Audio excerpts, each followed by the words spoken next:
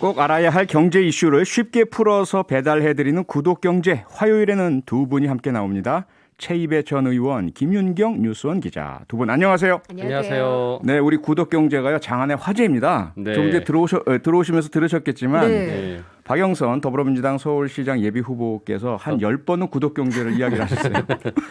공약에 쓰시는데 우리한테 미리 상의 안 하신 것 같은데. 네. 오늘은요, 그 최태원 SK그룹 회장 관련 이야기를 좀 해볼까요? 네. 먼저 최 회장이 어제 SK 하이닉스 반도체 공장 준공식에서 이런 얘기를 했습니다. SK 하이닉스에서 받은 지난해 연봉을 반납하겠다. 네. 뭐 상당한 관심이 일어나고 있는 것 같은데 김인경 기자, 왜 이런 선언을 한 거죠? 직원들이 상당히 좀 불만을 가지고 있는 부분이 있어요. 네. 그러니까 지난해에 받은 성과급이 네. 좀 경쟁사라 그러면 뭐 다 아시겠지만 삼성전자에 삼성전자. 예. 비해서 SK 훨씬 못 하이닉스. 미쳤다. 그러니까 SK 하이닉스 얘기거든요. SK 하이닉스 직원들이 네, 성과급을 상대적으로 덜 받았다. 네, 그러니까 불만이다. 업계에서 이제 거의 비슷비슷한 연봉을 받고 있기 때문에 연봉의 몇 퍼센트를 성과급으로 받았다. 네. 뭐 이런 얘기가 이제 나오게 되면은 왜 난 더 적지? 왜 난 더 많지? 뭐 이런 네. 왜 난 많지라는 건 안 하겠네요. 적다는 것에 대해서 이제 가장 상대적인 민감한 박탈감을 부분이잖아요. 느끼는 거죠. 사실 예. 직장인들한테는. 그래서 이제 좀 불만이 많이 얘기가 됐었는데 예. 이 불만이 어제 이제 최태원 회장이 이천 공장 현장에 또 오니까 네. 더 많이 현장에서 얘기가 된 모양이에요. 아하. 그래가지고 얘기가 끝난 다음에 연봉을 지난해 받은 거를 다 반납을 하겠다라고 했는데 이게 네. 이제 어느 정도 되냐면은 전체로 치면 한 30억 정도 될 것으로 그 추정을 하고 있어요. 근데 작년에 1월에서 6월에 받은 걸 보면 17억 5천 정도를 받았으니까 많게는 뭐 30억을 더 넘을 수도 있는 그 두 배가 되면 네. 그런 것들 나눠주겠다고 공약은 아니고 그렇게 좀 약속을 한 선언을 상태인데 선언을 했다. 약속을 했는데도 불만은 여전히 팽배해 있다고 합니다. 아니 회장이 반납한다고 그 성과급에 대한 불만이 해소되는 건 아니잖아요. 그러니까요. 그렇죠. 네. 이거 30억을 뭐 임직원 수로 나눠가지고 하면은 1인당 10만 원 정도. 예, 10만 원 정도가 나온대요. 경기도 네. 재난지원금이네. 예, 그거를 뭐 더 받겠다고 지금 그러는 건 아닌 것 아닌 것 같고. 같고. 아하. 그러니까 업계에서 이제 경쟁사보다 왜 우리가 적게 받아야 되냐. 왜냐하면 SK 하이닉스가 작년에 영업이익이 전년 대비해서 한 84% 정도 늘었어요. 5억 원. 84%요? 네, 5조 원. 5억 예. 원이라고 하면 큰일 날 뻔했네요. 5조 원 정도가 됐기 때문에 상당히 실적이 좋은 거잖아요. 네, 이 정도 성과를 냈으면 우리도 좀 많이 받을 수 있는 거 아니냐라고 얘기를 했는데 예. 네. 이석희 사장도 이게 불만이 안 가라지니까 사내 게시판에다 또 메시지를 올렸더라고요.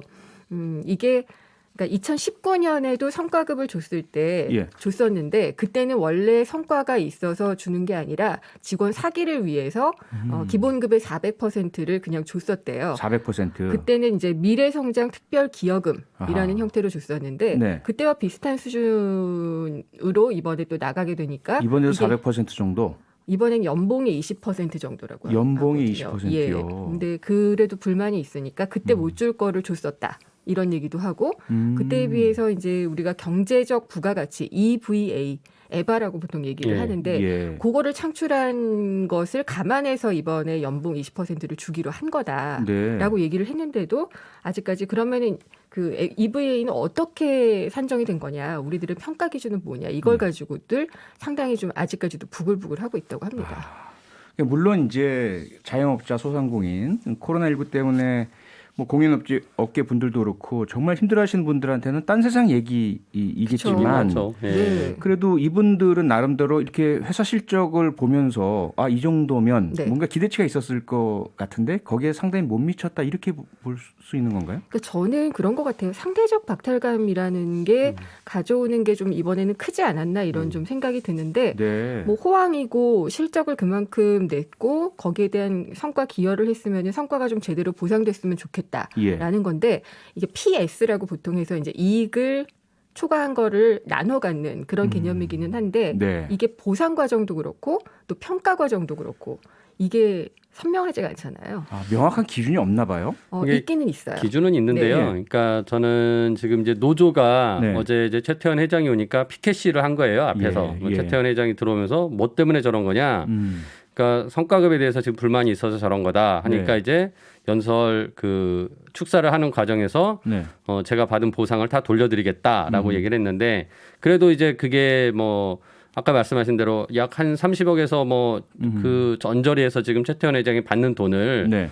안 받는다 하더라도 그걸 뭐 직원들한테 나눠줘봤자 뭐 개인당 10만 원인데 뭐 그걸 원해서 하는 게 아니잖아요. 그렇죠. 그러니까 지금 노조에서는 우리의 이 성과급 PS라고 하는데요. 그러니까 Profit Sharing. 네. 그러니까 이익을 난 것을 공유한다는 거예요. 직원과. 이익 공유제네요. 회사 내 이익 공유제. 그렇죠. 그러니까 회사가 목표 이익을 정합니다. 네. 그러니까 우리가 뭐 이익이 나면이 아니라 우리의 이익이 얼마가 나면 그래서 딱 그것을 정해놓고 얼마 이상이면 예 그걸 초과하면 초과 네. 이익을 공유하는 겁니다. 아. 그래서 이제 그거를 초과를 했으면은 이제 우리는 성과급을 받는데 PS를 받는데 네. 근데 이제 우리가 그 삼성전자를 계속 좀 뭐 얘기해서 그렇긴 한데 막 신문에 나요. 뭐 올해 삼성전자의 뭐 PS가 얼마 또 PI라고 합니다. 또 PI는 그 인센티브거든요. 성과급으로 주는 거 프라핏 인센티브. 그러니까 이제 뭐 그 PI로 얼마, PS로 얼마해서 뭐 조 단위가 막 뿌려지거든요. 네. 그러니까 이제 SK 하이닉스 같은 경우는 뭐 사람 수나 여러 가지 그런 규모로는 좀 작지만 그럼에도 뭐 이렇게 수익성으로만 따진다면 직원들 네. 입장에서는 우리도 상당한 이익을 냈는데 아하. 왜 우리는 그렇게 못 받냐 그러면서 이것을 그 계산하는 방식이 아까 전에 EVA라는 걸 이제 말씀해 주셨는데 뭐 이제 솔직히 뭐 계산하려면 할 수 있습니다. 재무제표 다 나오면 이렇게 계산할 수 있는데 근데 이제 그런 부분들을 노조가 네. 회사하고 처음 이 초과 이익 공유를 어떻게 할 것이냐, 성과급을 어떻게 할 것이냐에 대해서 명확하게 그 설계를 해서 그게 수용이 됐어야 되는데 네. 제가 보기에는 작년에는 초과이익이 달성되지 않았는데도 졌고 아하. 올해는 초과이익이 달성됐는데 준 것이 작년하고 비슷하니까 불만이 생기고 그러니까 어떻게 보면은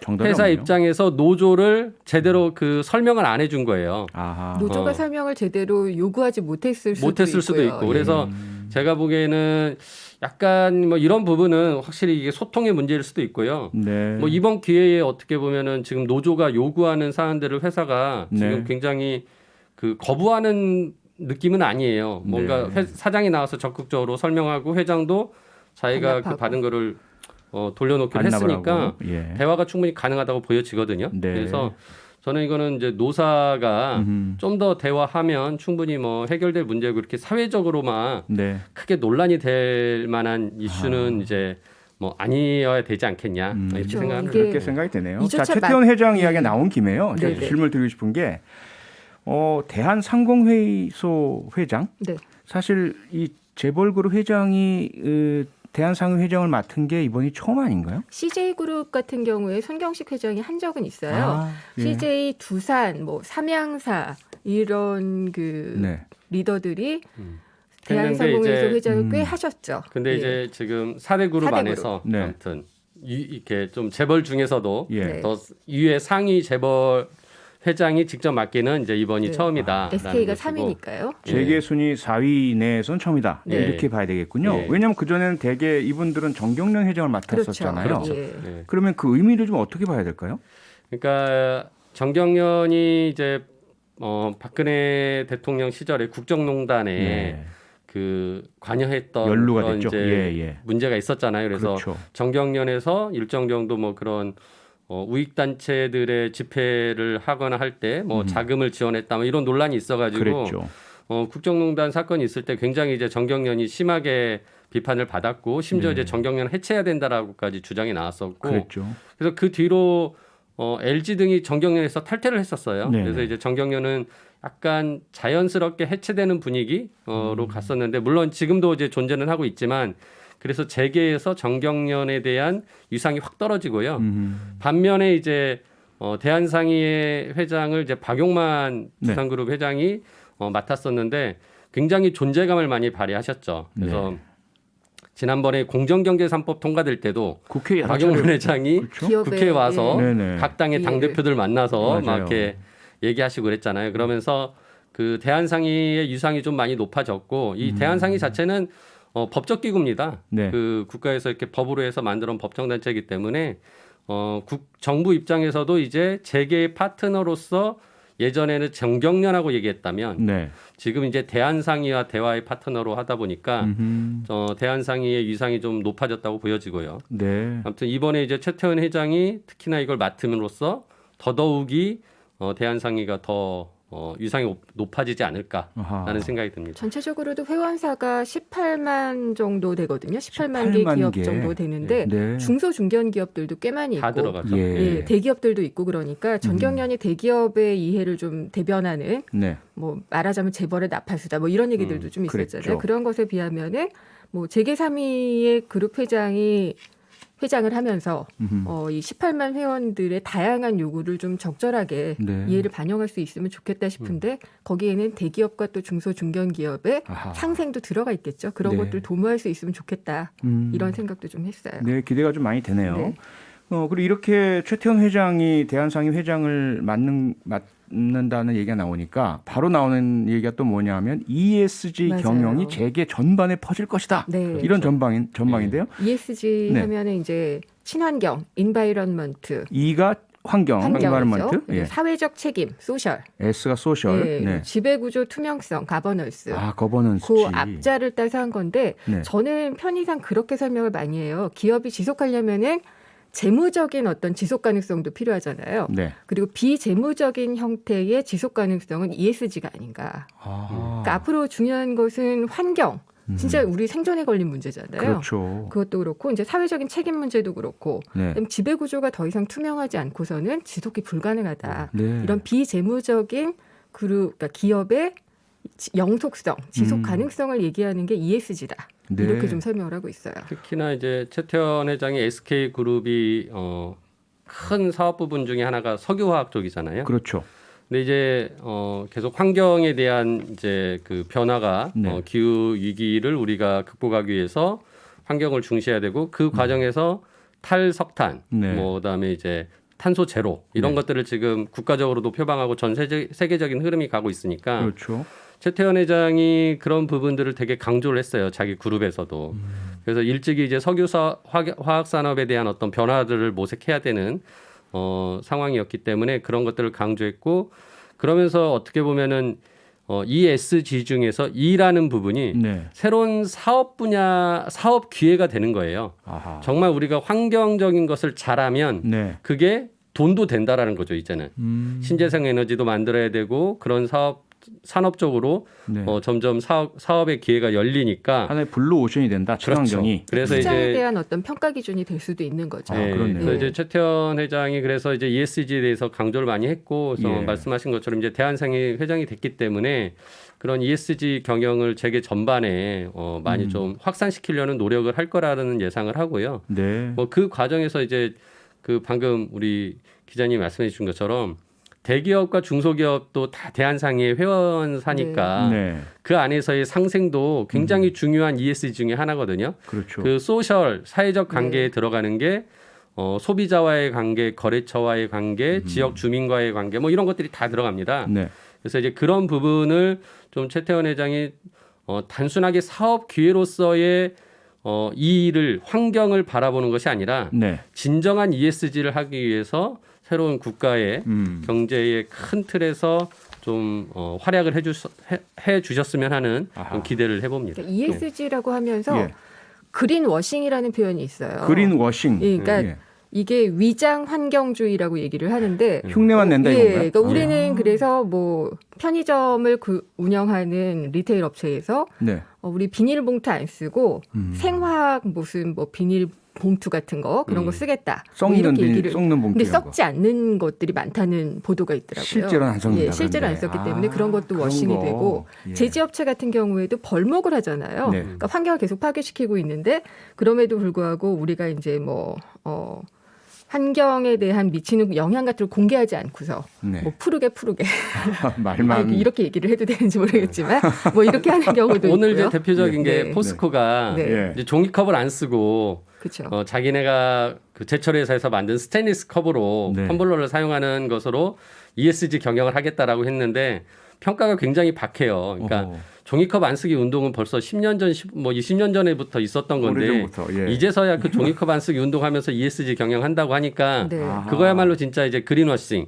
네. 그냥 하는 척만 하는 거라고 보여지는 거죠. 그래서 네. 물론 그런 그- 것이 네. 아니라 음. 진짜 포스코 같은 경우는 지금 삼척에 석탄화력 발전소를 건설하고 있는데 네. 이거야말로 지금 가장 그 탈석탄에서의 중요한 화두거든요. 그렇네요. 뭐 그런 사업들에 대한 이제 점검이 필요한 거죠. 네, 마지막으로요. 뭐 바이드노믹스, 바이든 대통령도 환경 계속 강조하잖아요. 그쵸. 맞아요. 짧게 대한상의가 18만 회원사의 ESG를 위해서 어떤 역할을 좀 했으면 좋겠습니다. 해야 이게 되죠? 기업이 지속 가능한 정말 경영이 ESG 경영이다 하면은 네. 이거를 제대로 하는 기업에는 세제 지원 같은 거 확실히 하게 해주고 세제 지원. 그다음에 이제 규제화를 할 게 아니라 네. 자신들끼리 규제를 좀 만들어주는 것도 좋을 것 같아요. 규제의 가이드라인을 만들어주는 것 가이드라인. 이런 게 사실 재계를 대표하는 단체에서 할 수 있는 일이 아닌가. 한쪽으로는 인센티브 주고 못하면은 제재할 수 있는 예, 그렇죠. 이런 자체적인 규율을 해야 한다. 저는 그런 그게 리더십을 확실하게 좀 발휘한다. 필요한 것 같아요. 네. 무엇보다도 이게 이제 ESG라는 게 결국은 기업들의 변화를 만드는 거는 또 기업에 돈을 대는 투자자들의 몫이거든요.